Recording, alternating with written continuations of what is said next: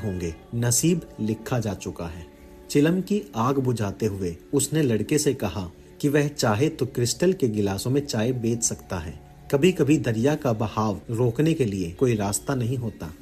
आदमी पहाड़ी पर चढ़ते हुए थक जाते थे, मगर चोटी पर पहुंचकर उन्हें वह क्रिस्टल की दुकान दिखाई देती जहां ताजगी भरी पुदीना चाय मिलती थी। वे क्रिस्टल के बहुत ही खूबसूरत गिलासों में चाय पीते थे। मेरी बीवी ने यह कभी सोचा ही नहीं, एक ने कहा, और उसने कुछ क्रिस्टल खरीद लिए। उसके यहाँ रात को कुछ मेहमान आने वाले थे और जो इन क्रिस्टल के बर्तनों की खूबसूरती को देखकर प्रभावित होंगे। तो दूसरा बोला, क्रिस्टल के गिलासों में चाय पीने का आनंद एकदम अलग है। क्रिस्टल चाय की सुगंध को बनाए रखता है। तीसरा व्यक्ति बोला, पूरब में चाय क्रिस्टल में ही देने का रिवाज है। इसमें जादुई शक्तियां हैं। बहुत जल्द यह खबर सब जगह फैल गई।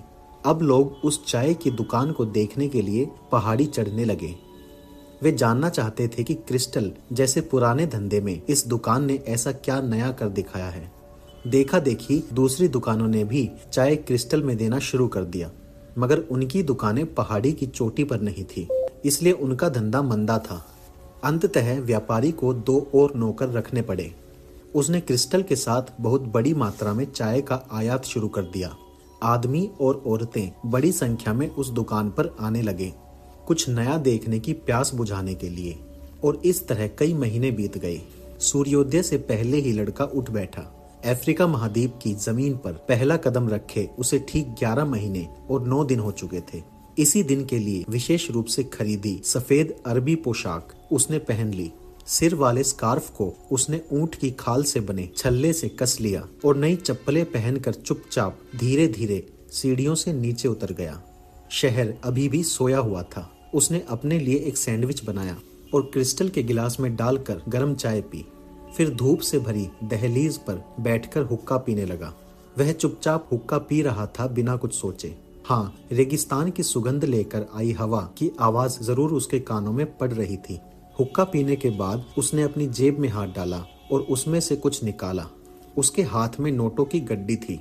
इतने पैसों से वह 120 भेड़े, वापसी का टिकट और अपने देश में अफ्रीका से वस्तुओं का आयात का लाइसेंस खरीद सकता था। उसने बड़े धीरज के साथ व्यापारी के जागने और दुकान खोलने का इंतजार किया। फिर दोनों ने चाय पी। मैं आज जा रहा हूँ, लड़के ने कहा। मेरे पास भेड़े खरीदने के लिए पैसा जमा हो गया है और आपके पास मक्का जाने के लिए। व्यापारी खामोश रहा। क्या आप मुझे अपना आशीर्वाद नहीं दोगे? लड़के ने पूछा। आपने मेरी इतनी मदद की है। व्यापारी अपने लिए चाय बनाने में व्यस्त था। उसने कोई उत्तर नहीं दिया। फिर लड़के की ओर घूमकर वह बोला, मुझे तुम पर नाज है। तुमने मेरी क्रिस्टल की दुकान को एक नई पहचान दी है।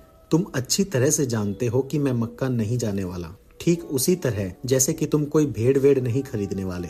आपसे ऐसा किसने कहा? लड़के को आश्चर्य हुआ। मकतूब, क्रिस्टल व्यापारी ने कहा। सब कुछ पहले से लिखा हुआ है। कुछ पल खामोश रहकर उसने लड़के को भरपूर आशीर्वाद दिया। कमरे में जाकर लड़के ने अपना सामान बांधा। 3 बोरे भर गए। बाहर जाते हुए उसने कमरे के एक कोने में अपनी पुरानी थैली देखी। वह तो इसके बारे में एकदम भूल ही गया था। उस थैली से अपनी जैकेट बाहर निकालते हुए उसने सोचा कि अब वह जैकेट किसी को दान कर देगा।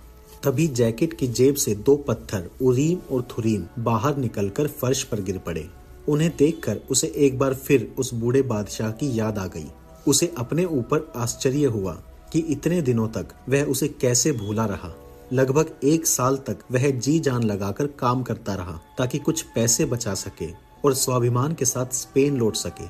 सपने देखना कभी बंद मत करना। बूढ़े बादशाह के शब्द उसे याद आ गए। शकुन जो कहे उस पर चलना। लड़के ने उरीम और थुरीम को उठा लिया। अजीब सी सनसनी से उसे लगा कि जैसे वह बूढ़ा बादशाह यहीं कहीं आसपास है। उसने 1 साल तक कड़ी मेहनत की थी और अब शकुन कह रहे थे कि यहाँ से चलना चाहिए। मैं अब वही करूँगा जो मैं पहले करता था।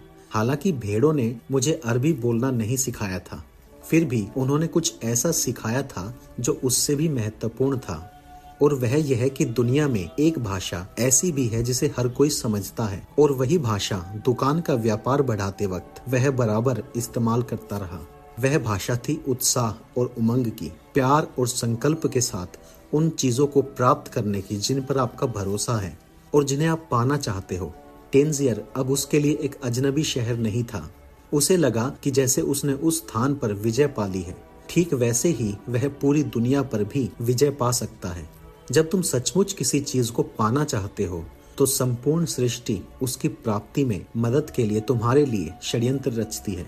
बूढ़े बादशाह के ये शब्द वह भुलाए नहीं भूलता। मगर बूढ़े बादशाह ने ठगी और डकैती के बारे में कुछ नहीं कहा था, ना ही कभी खत्म ना होने वाले रेगिस्तान के बारे में, या फिर उन लोगों के बारे में जो यह जानते हैं कि उनका सपना क्या है मगर उसे साकार करना नहीं चाहते। बूढ़े बादशाह ने यह भी नहीं बताया था कि पिरामिड कंकड़ पत्थरों का ढेर भर है और उन्हें कोई भी अपने घर के पिछवाड़े में बना सकता है। और वह यह भी बताना भूल गया था कि जब तुम्हारे पास इतना पैसा हो कि पुराने से ज्यादा रेवड़ खरीद सको तो उसे खरीद लेना चाहिए। लड़के ने थैली उठा ली और दूसरी चीजों के साथ रख ली। वह नीचे उतरा तो व्यापारी एक विदेशी जोड़े से बात कर रहा था और दो अन्य ग्राहक क्रिस्टल के गिलासों में चाय पीते हुए दुकान की जांच पड़ताल कर रहे थे। हर सुबह से ज्यादा गहमा गहमी थी इस सुबह। जहां वह खड़ा था वहां से उसने देखा कि बूढ़े व्यापारी के बाल बूढ़े बादशाह के बालों की ही तरह थे। उसे मिठाई वाले की वह मुस्कुराहट याद आई जब टेंजियर में उसका पहला दिन था, जब उसके पास ना खाने को कुछ था और ना कहीं जाने का इंतजाम। ऐसे में उस मिठाई वाले की वह मुस्कुराहट, वो भी तो उस बूढ़े बादशाह की मुस्कुराहट जैसी ही थी। उसे लगा कि जैसे वह बूढ़ा बादशाह यहाँ आया हो और अपनी निशानियां छोड़ गया हो, मगर उनमें से कोई भी आदमी कभी उससे नहीं मिला। जबकि दूसरी तरफ बूढ़ा बादशाह कहता था वो उन सभी लोगों की मदद करता है जो अपनी नियति को पाना चाहते हैं। वह लड़का क्रिस्टल व्यापारी से विदा लिए बगैर ही चला गया। उसे डर था कि ग्राहकों के सामने वह रो पड़ा तो कुछ भी हो, यह जगह उसे हमेशा याद आती रहेगी और वो तमाम अच्छी बातें जो यहाँ रहकर उसने सीखी हैं। उसका आत्मविश्वास बढ़ गया था और उसे लगने लगा था कि जैसे अब वह दुनिया जीत ही लेगा। मगर मैं तो अपनी भेड़ों के पास जा रहा हूँ, उनकी देखरेख करूंगा, जाने पहचाने चरागाहों की सैर करूंगा। बड़े निश्चय के साथ यह बात उसने अपने आप से कही, मगर उसका मन इस बात से खुश नहीं था। वह पूरे 1 साल तक काम करता रहा ताकि वह अपना सपना साकार कर सके, और अब वही सपना धीरे धीरे महत्वहीन होता जा रहा था। हो सकता है वह उसका असली सपना रहा ही ना हो। कौन जाने, शायद उस क्रिस्टल व्यापारी की तरह होना ही बेहतर है, जिसका सपना तो है मगर वह कभी मक्का जाएगा नहीं और सारा जीवन उस सपने के पूरे होने की आशा में बिता देगा। लड़के ने खुद को फिर समझाने की कोशिश की, लेकिन उसके हाथों में उरीम और थुरीम थे, जिनसे उसे बूढ़े बादशाह की ताकत और इच्छा शक्ति का बराबर एहसास हो रहा था। होनी कह लीजिए या शकुन, वह लड़का उसी शराब खाने में दाखिल हो गया जहां वह पहले दिन पहुंचा था। वह ठग अब वहां नहीं था। शराब खाने का मालिक खुद उसके लिए एक कप चाय लेकर आया। लड़के ने सोचा, गडरिया तो मैं कभी भी बन सकता हूँ। भेड़ों की देखभाल कैसे होती है यह मुझे अच्छी तरह पता है, मैं उसे भूला नहीं हूँ, मगर मिस्र के पिरामिड जाने का मौका मुझे दोबारा कभी नहीं मिलेगा। वह बूढ़ा आदमी जो सोने का कवच पहने हुए था मेरा सारा अतीत जानता था। सचमुच वह राजा था, एक बुद्धिमान बादशाह। एंटील्यूशिया की पहाड़ियों का रास्ता केवल 2 घंटे का था, मगर उसके और पिरामिडों के बीच एक पूरा रेगिस्तान। इस बात को लड़के ने सोचा कि इस तरह से भी कहा जा सकता है कि वह अपने खजाने तक की दूरी को 2 घंटे और कम कर चुका है। यह बात और है कि यह 2 घंटे उसके लिए पूरे 1 साल में बदल गए। तो क्या हुआ? मैं अपनी भेड़ों के पास क्यों जाना चाहता हूँ? उसने सोचा, क्योंकि मैं भेड़ों को समझता हूँ। वे मेरे लिए कोई समस्या नहीं है और वे अच्छी दोस्त भी होती हैं। मगर दूसरी ओर मुझे मालूम नहीं कि रेगिस्तान भी दोस्त हो सकता है या नहीं। ऐसे ही रेगिस्तान में मुझे अपना खजाना तलाशना होगा। अगर मैं नाकामयाब रहा तो घर लौट सकता हूँ। अब तो मेरे पास काफी पैसे हैं और काफी समय भी, तो फिर यही सही। एकाएक वह खुशी से भर उठा। गडरिया तो कभी भी बन सकता है, क्रिस्टल बेचने वाला भी बन सकता है। हो सकता है दुनिया में और बहुत से खजाने छिपे हों, मगर उसका तो एक सपना था और वह एक बादशाह से मिला था। ऐसा हर किसी के साथ नहीं होता। शराब खाने से बाहर आने के बाद भी उसकी योजनाएं जारी थी। और उसे याद आया कि व्यापारी को क्रिस्टल का सामान लाकर देने वाला सौदागर इतना विशाल रेगिस्तान कारवां के जरिए पार करता था। उसने उरीम और थुरीम दोनों पत्थरों को कसकर पकड़ लिया। उन्हीं की बदौलत वह खजाने की ओर बढ़ रहा था। जब भी कोई अपनी नियति ढूंढ रहा होता है तो मैं वहीं उसके आसपास होता हूँ, बूढ़े बादशाह ने उसे बताया था। तो उस सौदागर के माल गोदाम में जाकर मालूम तो किया जाए, क्या वाकई पिरामिड इतनी दूर हैं? लड़के ने तय किया। वह आधा माल गोदाम था और आधा बाड़ा, जानवरों और उनके पसीने की बदबू और धूल से भरा हुआ। वहां बेंच पर एक अंग्रेज बैठा था। वह सोच रहा था, मुझे क्या मालूम था 10 साल यूनिवर्सिटी में पढ़ने के बाद मुझे यहाँ आकर रहना पड़ेगा। उसके हाथों में रसायन शास्त्र की कोई पत्रिका थी। वह भी शकुनों पर विश्वास करता था। उसकी सारी जिंदगी और पढ़ाई का एक ही उद्देश्य था, सृष्टि की सच्ची भाषा को जानना। पहले उसने स्पेनिश भाषा सीखी, फिर दुनिया के मजहब और अब कीमियागारी। उसने स्पेनिश भाषा में बोलना बखूबी आता था। दुनिया के बारे में, दुनिया के सारे मजहबों का उसे अच्छा ज्ञान था, मगर अभी तक वह कीमियागार नहीं बन पाया था। उसने एक से बढ़कर एक अहम सवालों के पीछे छिपे मायने खोज निकाले थे, पर अब वह ऐसे मुकाम तक पहुंच चुका था जहां से उसकी पढ़ाई लिखाई भी उसे आगे नहीं ले जा सकती थी। किसी कीमियागार या अल्केमिस्ट से संबंध बनाने की उसने असफल कोशिश भी की थी, मगर सभी अल्केमिस्ट बड़े अजीब लोग होते हैं। वे केवल अपने ही बारे में सोचते हैं, तभी तो उन्होंने कभी उसकी मदद नहीं की। कौन जाने उनमें से कोई एक व्यक्ति भी उस श्रेष्ठतम कृति पारसमणि के रहस्य को जानने में सफल ना रहा हो और इसी कारण वह अपना ज्ञान अपने तक ही सीमित रखना चाहते हो। पारसमणि के रहस्य की खोज में पिता द्वारा छोड़ा गया बहुत सा धन वह खर्च कर चुका था। दुनिया के मशहूर और बड़े से बड़े पुस्तकालयों में वह न जाने कितना समय गवा चुका था। कीमियागारी पर एक से एक दुर्लभ और महत्वपूर्ण किताबें वह खरीद चुका था। किसी एक ऐसी ही किताब में उसने पढ़ा था कि बहुत साल पहले एक अरब अल्केमिस्ट यूरोप आया था। लोगों का कहना था कि उसकी उम्र 200 साल थी और उसने न केवल पारसमणि बल्कि जीवन का अमृत भी ढूंढ निकाला था। अंग्रेज को यह कहानी अच्छी तो लगी थी, मगर उसे कपोल कल्पना से ऊंचा दर्जा उसने कभी नहीं दिया। तब तक जब तक कि उसके एक दोस्त ने पुरातत्वीय अन्वेषण से लौटकर उसे बताया नहीं कि रेगिस्तान में उसकी भेंट एक ऐसे अरब से हुई जिसके पास विलक्षण सिद्धियां थी। उसके दोस्त ने बताया था कि वह अरब अल फयूम नामक नखलिस्तान में रहता है। लोग कहते हैं कि उसकी उम्र 200 साल है और वह किसी भी धातु को सोने में बदल सकता है। अंग्रेज अपनी उत्तेजना छिपा नहीं सका। उसने अपने सारे कार्यक्रम रद्द कर दिए, कुछ चुनिंदा किताबें उठाई और यहाँ आ गया जहाँ वह बैठा है, इस बेंच पर जो एक धूल भरे बदबू मारते माल गोदाम में पड़ी है। बाहर एक कारवां की रवानगी की तैयारी चल रही थी जो सहारा रेगिस्तान पार करते हुए अल फयूम नखलिस्तान से गुजरने वाला था। मैं उस कीमियागार को ढूंढ निकालूंगा। ऐसा विचार आते ही उसे जानवरों की बदबू थोड़ी सहनीय लगने लगी। तभी वह लड़का जो पोशाक की वजह से अब एक अरब नव युवक लग रहा था, उस अंग्रेज के पास आया। दुआ सलाम हुई और वहीं बेंच के पास उसने अपना बोझा उतार कर रख दिया। आप कहाँ तक जा रहे हैं? उस नौजवान अरब ने पूछा। मैं रेगिस्तान जाऊंगा, अंग्रेज ने जवाब दिया और अपनी पत्रिका पढ़ने लगा। वह इस विषय पर कोई बातचीत नहीं करना चाहता था। उसका मन तो एक ही बात में लगा था कि जो कुछ भी उसने बीते सालों में सीखा है उस सब को एक बार दोहरा ले। वह कीमियागार जरूर उसकी परीक्षा लेगा। अरब नव युवक ने भी अपनी किताब निकालकर पढ़ना शुरू कर दिया। किताब स्पेनिश में थी। अरे यह तो बहुत अच्छा है, अंग्रेज ने सोचा। उसे अरबी के मुकाबले स्पेनिश भाषा ज्यादा अच्छी तरह आती है और अगर यह लड़का भी अल फयूम ही जा रहा है तो बातें करते करते रास्ता अच्छा कट जाएगा। यह तो बड़ा अजीब है, लड़का बोला और फिर से किताब के शुरू के पृष्ठ पढ़ने लगा जिनमें दफन का दृश्य वर्णित था।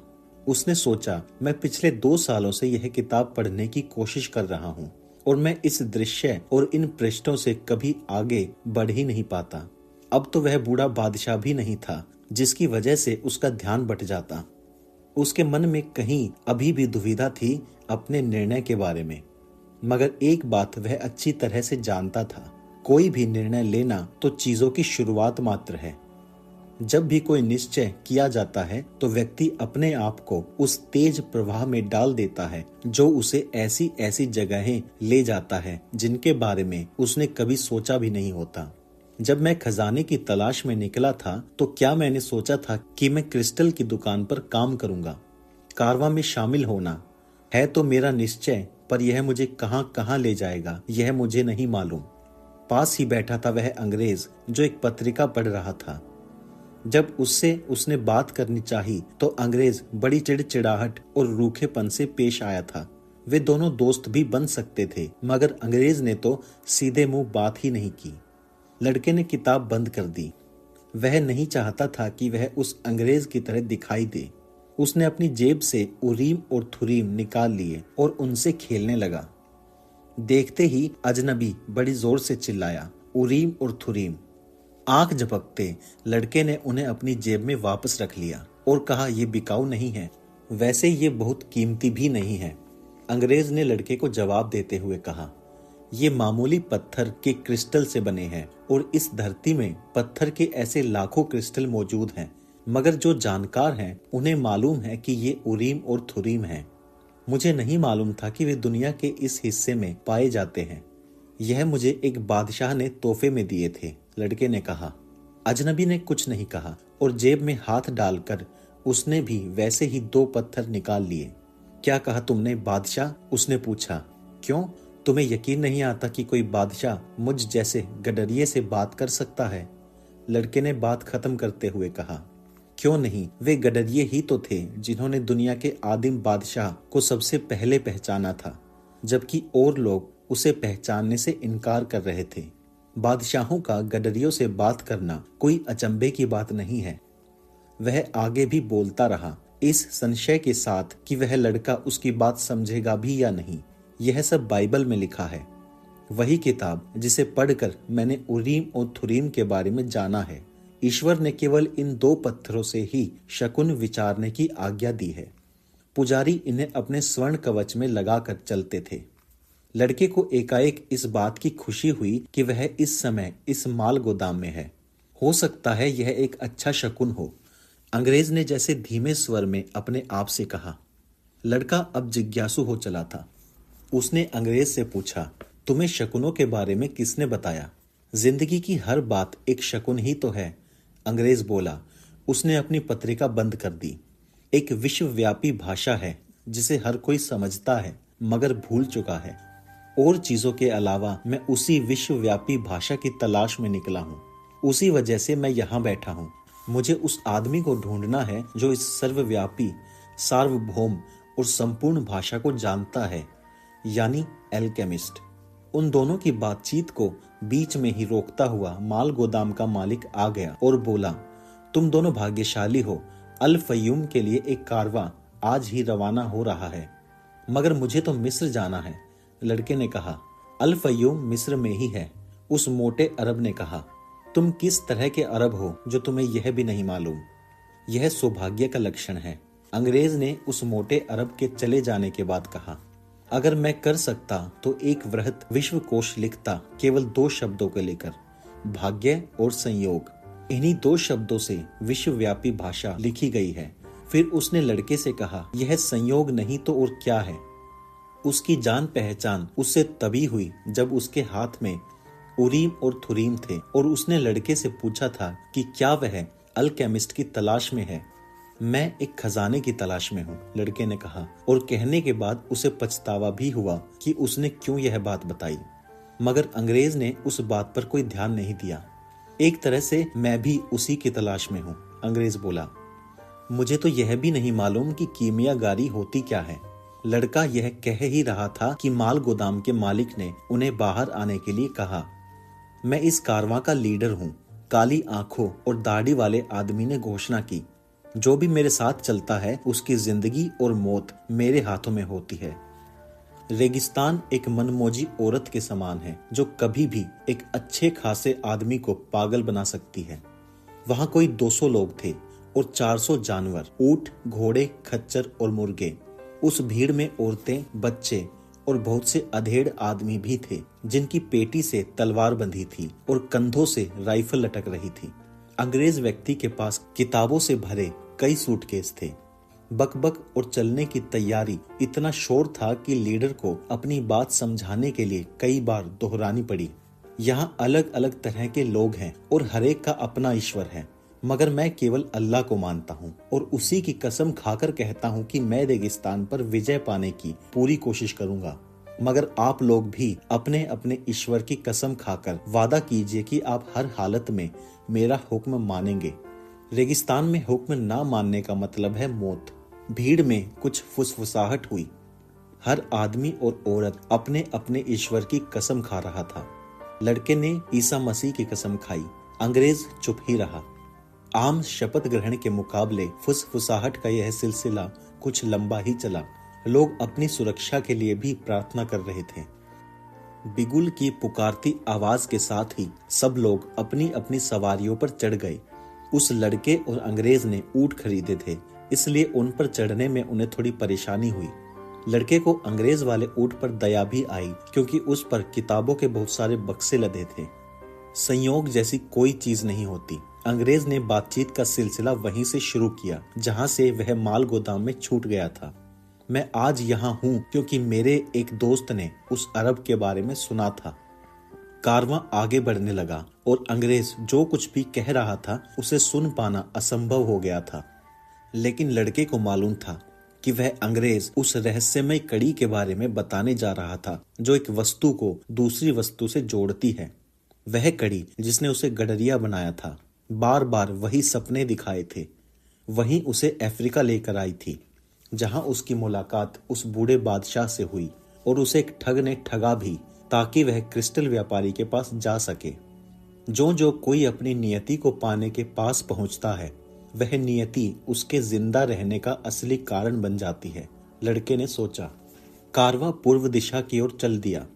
पूरी सुबह वह यात्रा करता रहा और जब सूरज एकदम सिर पर आ गया तो उस प्रखर गर्मी में थोड़े विश्राम के लिए रुक गया। ढलती दोपहर में उसने अपनी यात्रा फिर से शुरू की। लड़के ने अंग्रेज से शायद ही कोई बात की हो और वह अंग्रेज भी अपनी किताबों में ही डूबा रहा। लड़का बड़े धीरज से रेगिस्तान में लोगों और जानवरों का धीरे धीरे आगे बढ़ते जाना देखता रहा। अब सब कुछ अलग था उस दिन की अपेक्षा जिस दिन उन्होंने यात्रा शुरू की थी। कितनी घबराहट, कितनी चीख चिल्लाहट थी उस दिन। बच्चों का रुदन, जानवरों की हिनहिनाहट, ऊपर से गाइड और व्यापारियों की घबराहट।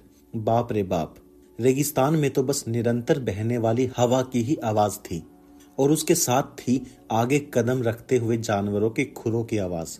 गाइड भी एक दूसरे से बहुत कम बात कर रहे थे।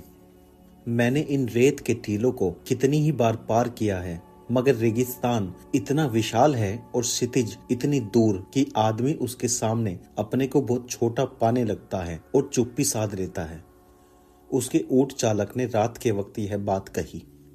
लड़के ने बड़ी सहज अनुभूति से समझ लिया कि वह क्या कहना चाहता है।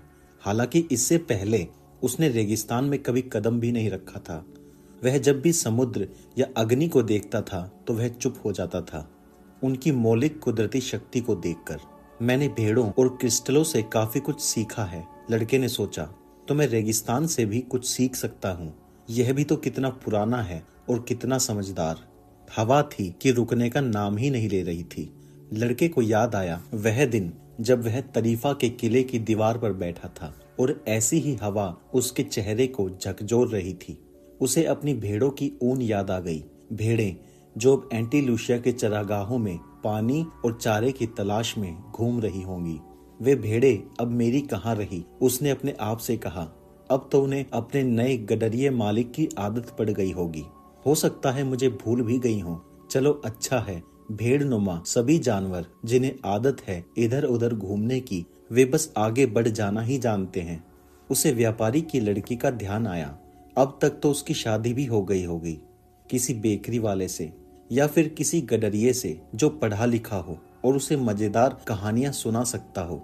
आखिर वह ही एक अकेला थोड़ी ना है इस दुनिया में। मगर वह उत्तेजित था अपनी उस सहज अनुभूति पर जिसके जरिए उसने ऊंट वाले की बात के मतलब निकाल लिए। शायद वह भी अब उस सर्वव्यापक भाषा को समझने लगा था जो लोगों के अतीत और वर्तमान से संबंध रखती है। उसकी माँ उसे पूर्वाभास का नाम देती थी। लड़के को समझ में आने लगा कि पूर्वाभास और कुछ नहीं, हमारी आत्मा का एकाएक सर्वव्यापी जीवन धारा से समा जाना है, जहाँ सभी लोगों का इतिहास एक दूसरे से जुड़ा होता है। वहाँ सब कुछ लिखा हुआ है, तभी हम सब कुछ जान लेते हैं। मकतूब। लड़के को क्रिस्टल व्यापारी की बात याद आ गई। रेगिस्तान के कुछ हिस्से एकदम रेतीले थे और कुछ चट्टानों वाले। जब कभी कारवा के सामने कोई बड़ी चट्टान आ जाती तो उसे घूमकर पार किया जाता, पर जब कोई बहुत बड़ी और दूर तक फैली चट्टान रास्ता रोक लेती तो कारवा को अपना रास्ता बदलना पड़ता। जहाँ कहीं रेत की परत बहुत पतली होती तो जानवर भारी रेत तलाशते जो उनके खुरों के लिए ज्यादा आरामदेह होता। कुछ जगहों पर जमीन सूखे तालाबों के नमक से पट गई थी। ऐसी जगह आने पर जानवर अड़कर रुक जाते तो सबको उनकी पीठ से नीचे उतरना पड़ता। तब चालकों को सवारी के सामान को भी अपने कंधों पर लाद कर पूरी दूरी को पार करना पड़ता। उसके बाद फिर से ऊंटों पर सामान और सवारियां लाद दी जाती। अगर कोई ऊंट वाला बीमार पड़ जाता या मर जाता तो पर्ची डालकर नया चालक तैनात कर दिया जाता। इसकी वजह एक ही थी कि चाहे जितनी भी बाधाएं आए, कारवां का निरंतर आगे बढ़ते जाना उस दिशा में जिधर कुतुब नुमे की सुई इशारा करती थी। रास्ते में कोई बाधा आ जाती तो कारवां थोड़ा घूमकर उस बाधा को पार करते हुए फिर से अपने रास्ते पर आ जाता। कुतुब नुमे के साथ साथ जगमग चमकता भोर का तारा भी उनका मार्ग निर्देश करता और उन्हें बताता कि नखलिस्तान उस तरफ है और वे सही दिशा में आगे बढ़ रहे हैं, जहां पानी है, खजूर के पेड़ हैं और लोगों की बस्ती है। सिर्फ अंग्रेज ही था जो इस सब से बेखबर अपनी किताबों में खोया हुआ था। किताब तो उस लड़के के पास भी थी और उसने उसे पढ़ने की कोशिश भी की थी, मगर आगे बढ़ते कारवा को देखने और तेज चलती हवा को सुनने में उसकी ज्यादा दिलचस्पी थी। जैसे जैसे उसने ऊंट को समझना शुरू किया तो एक रिश्ता सा कायम हो गया और किताब को उसने एक और फेंक दिया।